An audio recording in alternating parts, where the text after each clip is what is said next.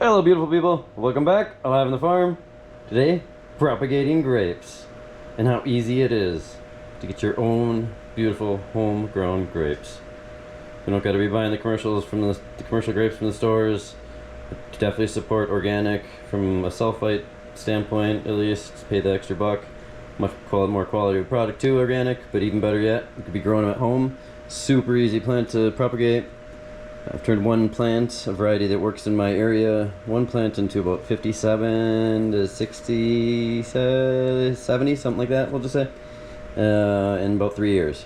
And it is a 3-year crop to harvest, 3-year plant to get your first crop, one or the other.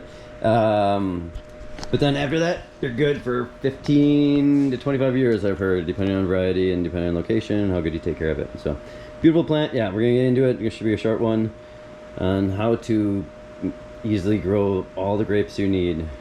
Got the space, and why we should just be doing it perennial. Comes back year after year, very vigorous. I guess it depends where you are. Definitely in northern climates. But yeah, let's get into it. Propagating grape style. This is a Somerset variety. I'm in zone 4B, just turned from zone A to zone 4B. So it works, it's real cold hardy. That is one thing I recommend. Check depending on where you live, just check what variety should work well with your area. I got another vine in here. I've found some healthy new growth. That's what actually spurred me to do this video. I did also a video on why we should be promoting organic grapes over the commercial grapes. Go check that one out if you haven't seen it. Just from a sulfite standpoint. No medical doctor, but I did break it down a little bit about the ickies of why it is typically on the dirty dozen. So here we go. So we're gonna have some new growth on this anyways. I see. Boom. Here's a little node that looks healthy. It's gonna probably produce. This one will produce. I'm gonna take this one just right back down here. So that one's just, it's not killing the plant by any means. It should have some more growth, and you can see all along here, boom, boom, boom, boom, boom. This is the 2 stems coming off of this one plant that I got down here. Yeah, not doing too healthy. I wasn't paying much attention to them, and I'll be honest, they're rough, but they'll make it. Cause yeah, we should have some leaves on here, but a lot of leaves were kind of rough.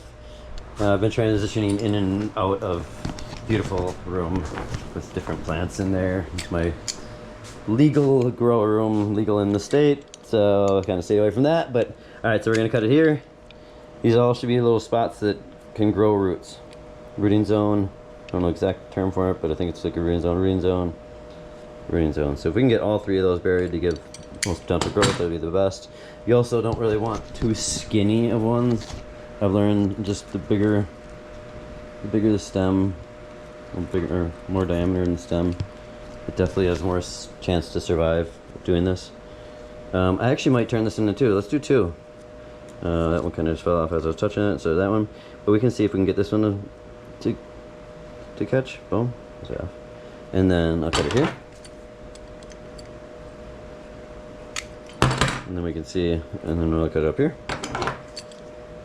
Because we don't need to have that on there because it's not going to grow the stem until the root until there. So we'll have the root coming out of here. Pinch that off, or out of here. I don't know exactly which ones the roots come from, but something like that. And then we're gonna pinch this guy off. Boom. And there we go. 1 here. 2 here. Boom. All right.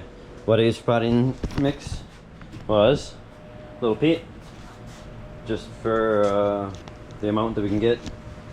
And yeah, no, not bioavailability, no nutrients in there. This is where the nutrients come from. Sunshine mix, beautiful mix, mycorrhizae mixture in there too. Sorry, I kind of lost the train of thought there. But yeah, the peat's pretty much just add volume of the whole thing. So now we're gonna give it's a twofer. It's a 2 for 1. I thought we were just gonna do 1, so I only had 1 over there. And actually, as I'm over there, I saw, and maybe we'll do a bonus. Saw my snake plant is going nuts, and I did see that yesterday too. Let's do a freaking snake plant one today too. It's super easy. I don't need to do a whole video on propagating snake plants. Probably the easiest plant to propagate of all plants. So it's pretty much a mix of both. A little bit more peat probably. I did my broccoli microgreens a second ago, so this is leftover from the broccoli microgreens. Moisture content is just like rule of thumb, squeeze until just a couple drips come out. So not too wet, not too dry.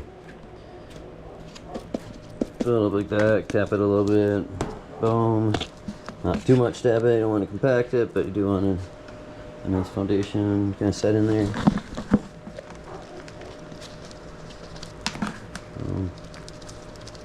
A little bonus snake plant propagation. Why not? And I realized I could do a bigger one, and I grabbed even a bigger one. I knew that as I did it, because snake plants will typically take. They're super easy propagators. I don't like to waste a whole bunch on the grapes, so these grapes will be about maybe. And if I did use rooting hormone and a couple different other things, I could make them take a little bit, or my percentages would be a little bit higher, making them take if I use like willow rooting hormone or something like that. But we're just doing this. It's super easy. I mean, I got tons of them. They'll pop out for left and right, and so I'll be able to. Again, I'm getting honestly abundant on grape vines these days, so they'll all be firing off within the next 6 months too. So, beautiful. So I'd love to actually plant it up to here if I could, but I don't know if we're gonna make it on these little ones. Maybe I should have gotten bigger ones for this one, but no, I won't. But we'll just get the 2 in there. It'll be fine. I won't tell anyone if you don't. Nice, thanks. Yes. Yeah, I had my back. Boom. What's in it? Easy money. Push it down in there. Free plants. Just popping off that one plant. We've had one turn one mother again, like I said, and I think about 60, maybe even up to 70 these days. On a beautiful purple variety, seedless purple variety I found that works well in the climate. So that's that. That thing is next thing would be to do. Well, actually, no, let's go grab this spider. Spider mama's just firing off over here. These are all new plants. Boom. This is the original spider plant that I probably had about 30-ish, 40, boom, boom, boom, boom, boom, boom, boom, tons of spider plants. And that's actually a different variety. There's one other one that I got, but all that you can see the different type of spider there. So yeah, one mama's turning into about 30. This is mama spider. So we'll just take one of these guys down here. So all of these would be plants. Easy money. Pinch it off. Plant it. New plant.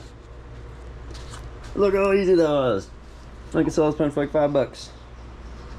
Maybe not right now, obviously. Maybe in a couple months. Gets a little more established. Press it down around there, get a nice firm around its neck. That's what we want to call it. Boom shakalaka. Alright, so then the other thing we would want to be doing is make sure we have it in. So a lot of people would put a dome. I have run a mushroom farm, so I got a humidifier. Pushes humidity. Humidity out the door onto my beautiful lion's mane. Check out the video if you've never seen it. Boom. Beautiful lion's mane growing. Boom. Okay, now I talked about the lion's mane, might as well talk about the other ones. Boom. Beautiful shiitake. And blue oysters. 3 kinds. Yeah, alright. Off subject. So yeah, so I cannot off subject, but so we need to get them down here. Those are kind of where I keep a lot of humidity comes out from under there, and so I don't really ever need to dome it because I see there's enough humidity just free flowing in this little spot. Keep them off the ground. Boom. Boom. And boom. And then I might even, just to give them a little extra, get them a little spray to start. Oh, geez.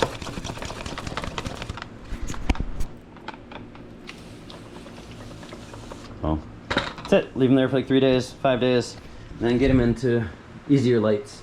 Not like a crazy light in there, but like an easier light, and put them under there. Maybe not even, maybe indirect. You can put them down over here right away, and then move them in there in maybe 3 weeks or something. 2 weeks, 3 weeks. Then they'll be fine under there once they root a little bit. But all right, guys, blessings. Have a good one.